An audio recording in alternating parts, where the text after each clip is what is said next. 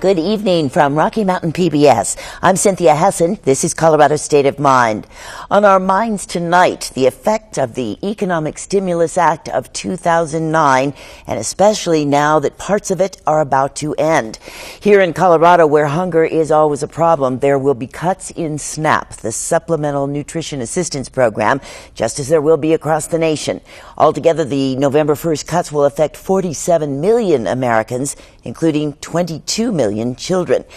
To talk about it tonight, we have Kathy Underhill, Executive Director of Hunger Free Colorado, and also Kathy White, Deputy Director of the Colorado Fiscal Institute.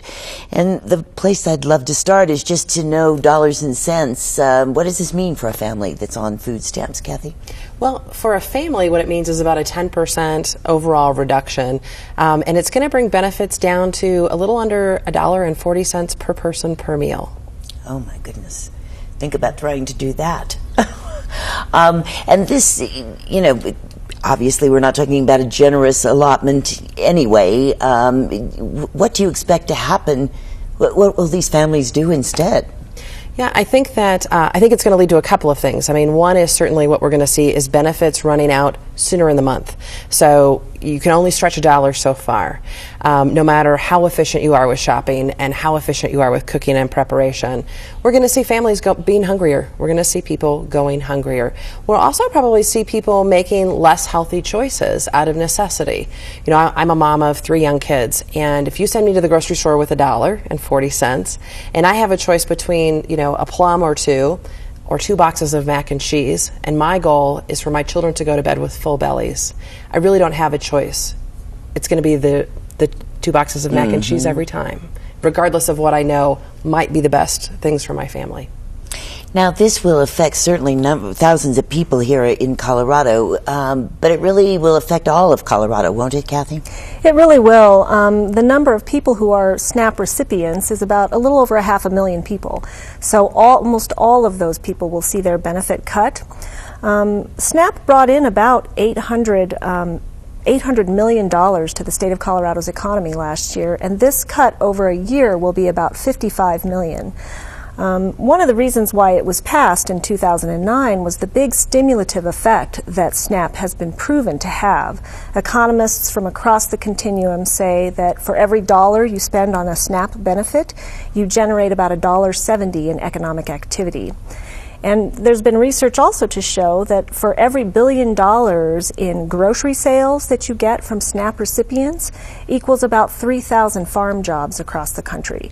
So when you take into consideration that economic boost that we get, which is one of the reasons why this enhancement was made to SNAP during the Economic Recovery Act, when you think about that being taken away as well, you can see the broader ramifications. You're going to see farm jobs, distribution jobs, grocery sale jobs, all of the jobs that are sort of dependent upon food production and distribution. So. Did you say this is the largest cut in U.S. history?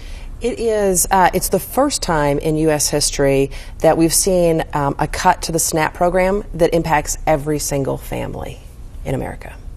So it's very significant. SNAP has always been part of the big omnibus farm bill, and we know that a version of that passed the House recently, which took all of the nutrition programs out. That's not this problem, but it's another problem. Right. I think that this is part of a broader, I mean, these cuts that we're talking about with the sunset of the Recovery Act improvements are going to happen anyway.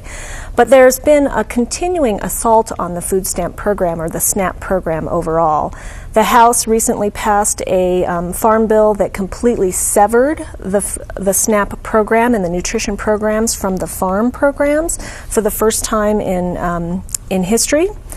And they are slated, or they have said that when they come back from August break, that they are going to take up a SNAP bill that will likely contain an additional $40 billion in cuts. That is almost double the cuts that the House Agriculture Committee bill had in it, and almost 9 times as much as the Senate-passed version of the Farm Bill had in it.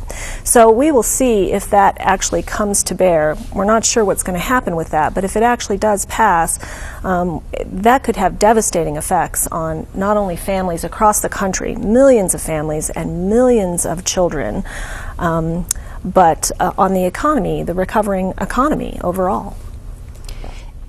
For someone in your position, Kathy Underhill, this must be pretty frightening. It is. I mean, I hold out hope that Congress will come to its senses and realize what a not only ridiculous but just ill-conceived idea this is, both from a humanitarian perspective, a political perspective, and an economic perspective. I mean, really, any prism you look at these cuts through, it makes no sense.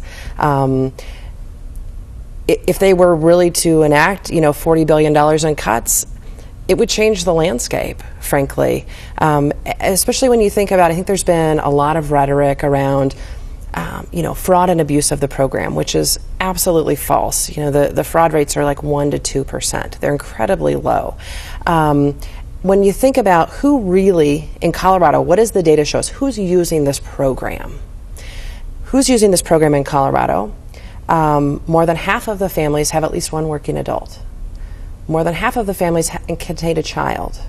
And more than half of the families are living at or below 50% of the federal poverty line. Let me repeat that. 50% of the federal poverty line. So for a family of three, or four is, $12,000 a year, about that, Kath? Yeah, it would be. You're saying federal poverty level is about 24,000? For a family and they're living on 12? And they're or living below. At 12 or yes. below, what's known as deep poverty. And so when you think about cuts, these are folks that have no wiggle room in their budget. I mean, they can't absorb any cut. It really sort of brings us to that discussion of who do we want to be as this American society? Absolutely. Absolutely. Bread for the World did an analysis with one of the cuts, not the $40 billion cut, but one of the earlier ones that showed that, because part of what people say is it's not the government's role, charity should be doing this. What about the faith community? Mm-hmm. And so Bread for the World did this analysis that showed that that would mean, if you wanted the faith community to pick up the slack of what the government is doing now, every single church, mosque, synagogue in the country would have to donate an additional $50,000. That might be hard to come up with in a small parish. Yeah. I mean, think about what that means. I mean, some of the little kind of corner, right. Yes. I mean, these aren't just, the big mega churches might be okay, maybe. Right. But the little, there's just no way. And that isn't on the 40 billion cuts. That's on the earlier, much smaller cuts. Right. There's simply no way for charity to absorb these kind of cuts. The food pantries can't do it. The food banks can't do it. The soup kitchens can't do it. Right. And really, SNAP is working exactly the way it should. It scaled up when we hit the Great Recession, and it has been slowly scaling down as the economy recovers. And as Kathy mentioned, most SNAP participants are living at or below the federal poverty level. Most work, most have children, and the problem really is right now that our economy just isn't creating enough jobs for people, because naturally SNAP enrollment goes down when people become employed and they no longer qualify and they don't need the benefit anymore. They don't need the support. And so, until we really see robust job growth, we've had, good, stable job growth. The economy is surely showing signs of improvement. But until we see robust job growth, cutting SNAP is just the wrong thing to do. It really is like hitting families when they're already down, kicking people when they're down. We're very concerned about the $40 billion cut that they're going to consider in the House. We haven't seen all of the details of the bill, but one of the things that they have said that they are going to eliminate is this way that children who get free, if they're automatically enrolled in SNAP, can get free lunch. And so those kids will automatically be disenrolled from the free lunch program. So we're sort of taking food away from them at home and taking food away from them at school, and yet expecting them to perform. And so it just is not, it's just ill-advised across the board. Yeah, it is very sad at that granular level, the street level. Yeah. But now going back to ripple effects, as you were talking about earlier, I would think that if you've got fewer people you need to serve with that program, you're also going to affect the ranks of social services and the other people who have those jobs in the state. Exactly. And we have seen, as Kathy mentioned in the past, when there have been modest cuts to the SNAP program, we've seen food pantries. In Colorado, when we had some problem enrolling families in SNAP because of a computer problem, we saw the food pantries and the private food assistance system buckle under the pressure. As Kathy mentioned, there were food pantries that had operated for decades in Colorado that had to shutter their doors because they could not accommodate the benefits. So we really see the ripple effects. If you cut a SNAP benefit, which goes to a private grocer, it goes to Safeways and King Soopers and Walmarts, and supports all of those jobs, they will see an effect, and as will mom and pop shops all across Colorado, because these benefits go to families living everywhere and they spend them where they live, in their private grocery stores and food farmers markets, and so it really is something that supports the entire state. Well, this is big, and I appreciate being able to talk to both of you about it tonight. Thank you to Kathy Underhill and Kathy White for giving us the scope of this problem. Another set of cuts affecting thousands of children who were set to go to free preschool in a few weeks. We'll talk about that next. In part two of tonight's program, a state budget shortfall that means thousands of at-risk 4-year-olds are being kept from free preschool that other children are getting. We're glad to welcome Diana Romero Campbell of Mile High United Way, where she is Director of School Readiness, and Jennifer Landrum, President and CEO of the Denver Preschool Program. And also with us, Todd Engdahl, Capital Editor for the online publication Ed News Colorado. It's great to have all of you give us some light on this subject. Todd, start out by telling us, why is this happening in November? Well, this is actually a chronic problem for the program and state government that's been going on for several years. The Colorado Preschool Program has never been funded to the level that would be necessary to serve all the eligible children. So every year there's a shortage of places for such kids, and this is a common problem in state government given the kind of restrictions the legislature works under. In the past there have been similar lack of places for services for developmentally disabled people, for children who are covered by the CHIP health insurance program. So it's always a matter of weighing the funds and the number of people who could be served. Right. The sort of continual mismatch sometimes between legislative intentions and aspirations and how much money they actually can spend every year. All right, well, that's pretty succinct. The reason we were glad to have Jennifer join us is that the Denver Preschool Program is somewhat insulated from this because the voters of Denver decided to fund a free preschool program. Tell us more about how it works. Sure. So back in 2006, the City and County of Denver voted in a tax initiative, it's a sales tax initiative, to provide universal preschool to every 4-year-old child the year before they enter kindergarten. So right now we're serving about 70% of Denver's children, and that equates to about 6,000. Diana, United Way has had a hand in school readiness for several years. When we talk about these at-risk kids, they really are the ones who most need the preschool, would you say? Absolutely. United Way has been investing in quality early care and education for many years, and I think that foundation and early experiences and having a quality curriculum and well-qualified teachers is just a foundation for having kids be prepared for school. So Todd, that's the bigger picture, right? That, I mean, you've got more kids who are not getting a good start on their education, and this is the future workforce in Colorado. That's true, and there are lots of people in the education world who are focused very intently these days on early education because they think that prepares kids better for when they get kind of for the middle of elementary school on. And early education, for example, is a priority for the Hickenlooper administration, which is using some federal money to try to increase quality standards for preschool programs and improve training of the people who work there. They're using federal money for that. And of course, the $950 million ballot measure that we expect to see this fall contains considerable funding, if it's passed, for preschool. Jennifer, there's evidence to show that preschool really does make a difference as kids go on in school, isn't there? There's a lot of evidence to show that, and I think Todd mentioned that the quality of early learning experience has a lot to do with how we get children prepared for school. So one thing that the Denver Preschool Program can say unequivocally is that 90% of children who leave DPP classrooms are prepared for kindergarten. But we just released a study that tracked our very first cohort all the way through to the third grade TCAP score.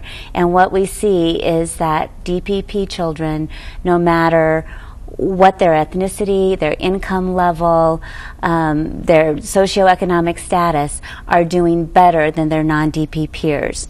In fact, 64% of them scored in the advanced or proficient compared to 58% of their non-DPP peers. And even more significant than that, to my mind, is that we see fewer of the DPP children scoring in the unsatisfactory category. So it was about 13% of our DPP enrollees scored in the unsatisfactory category, and 19% of our non-DPP children were in that category. And so what we are seeing is that we are really moving the curve and beginning to close that achievement gap. Diana, Mile High United Way and other foundations and so forth in Colorado work to supplement where government funding is not doing what it should do, or not covering as many children in this case as it could. So what kinds of programs are you supporting that might make a difference for these kids who can't get into preschool?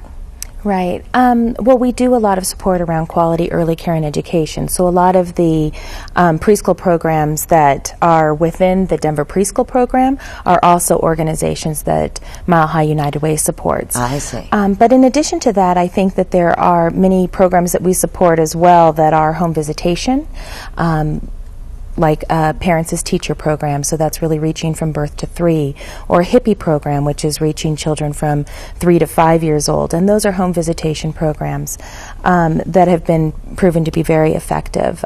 There are also programs that we are working with and pulling together community to talk about children who are in informal care settings, so those who are in family, friend, or neighbor settings, and that is where probably that other 30% of those children who have not had a preschool experience are, and so we're trying to build community support to make sure that those providers as well have the resources and information that they need to provide those experiences for young children.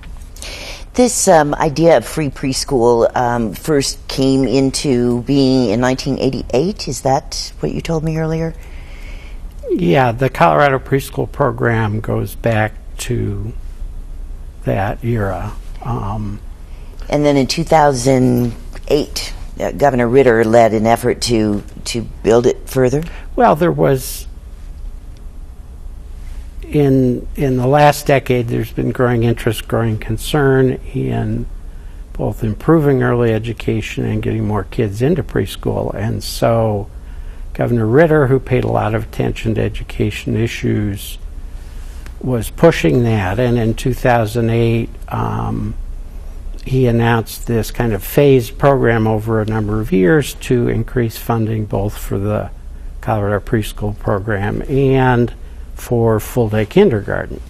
And those two initiatives in the policy world often go together. So the 2008 legislature approved Governor Ritter's budget, went home that May, and then, of course, later that year, the recession hit with full force and started taking its toll on state revenues. And so when the legislature came back the following year, the budget got adjusted and slenderized, and the rest of Governor Ritter's program to increase that funding never happened. Interestingly, though, you know, the total number of Colorado preschool programs remained steady. So they had 20,160 slots during that increase under Governor Ritter, and that has remained steady until this year, where the legislature added another 3,200. And meanwhile, how many more children have come into the state who might be eligible, right? Right, and I think that that's always a hard thing when you're talking about the Colorado preschool program, which serves at-risk children. And when they describe at-risk, it's a multiple risk factors. So it could be homelessness or violence in the home, as well as poverty, in addition to many others. And so it begins to be really hard to figure out what that waiting list might look like. The estimate that we're seeing right now is around 12,000, but the estimates are typically underestimates of how many children would actually be eligible. Why is I thought we had heard in recent months that the budget was going to look better for Colorado. Why does that not help here? The budget does look better, and state spending for the budget year we just started, 2013-14, is up from last year because of revenues, and that's what enabled this increase that Jennifer just mentioned. But the shortfalls created by the recession, the limitations the legislature has under the Tabor Amendment and other restrictions make it difficult to make a big recovery in a single budget year. And also, the legislature last spring did not spend all the money it had, because there's a certain amount of concern both among lawmakers and the governor's office that we could go down again. Well, right, and that some of the revenue growth we've seen in the last 18 months was kind of one-time revenue. So there was a reluctance or a caution about rebuilding state programs too much. Last come 2014-15, the revenues weren't there, and things would have to be cut back again. I think it's very interesting because in the state of Colorado, it's not only an issue of systems and the availability of preschool, but I also think it's about culture. And I think it's about the culture of preschool and of parents and families really understanding the benefits of preschool and how they can navigate the system to enroll their children. So it's kind of this balance between what is available and then also the demand and the parents being able to really know how to access preschool slots.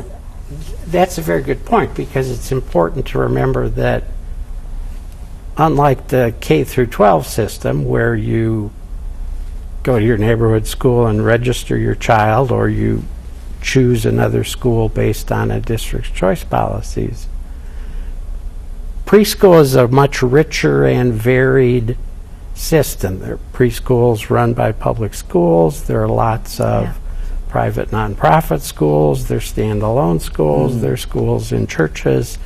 So you make a good point that for many parents, and perhaps for some minority parents, it's difficult to know where to start when your child turns 4 and you want to decide or find somewhere to put her in preschool. Well, and I think the other thing that begins to add into that too is that the research on the value of that investment in early childhood education has not yet quite embedded itself into the societal mindset. Yes. You know, we know a lot more today about what's going on in our young children's minds and that early learning, and our society's investments haven't yet caught up, and yet they're the wisest investment we can make. It's sort of like the whole thing with the agrarian society. Just the school calendar hasn't really caught up with what's true in this era too. Well, and I think also as a community, it's like, what can parents do? What can families or communities do to really support their young children?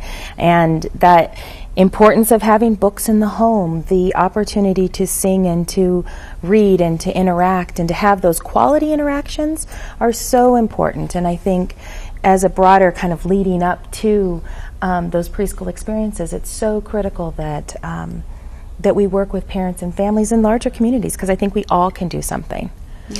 Last question, and this is based on iNews at Rocky Mountain PBS has been working on a series since January about losing ground. Minority children, in this case, not getting the same benefits and access as white children. So that's very true here, isn't it? Disproportionately, these children who are missing preschool are the ones who could most use it. I think that there's a lot of research and studies that show that preschool is very beneficial to, young children of color and to children in poverty. But I also think that there's an opportunity to close the achievement gap and be so bold to say that preschool really is a social justice issue.